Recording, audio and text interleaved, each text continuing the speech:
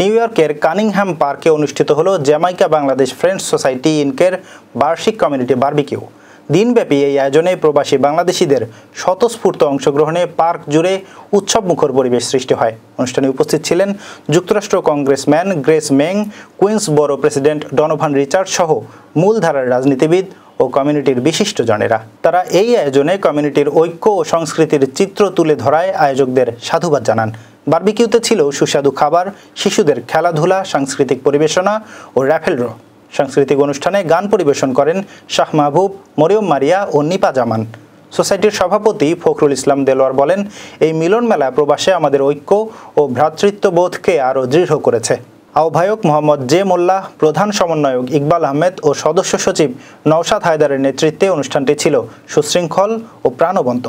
অংশগ্রহণকারীরা এই আয়োজনকে প্রবাসী সংস্কৃতি ও সম্প্রীতির এক উজ্জ্বল নিদর্শন বলে অভিহিত করেন।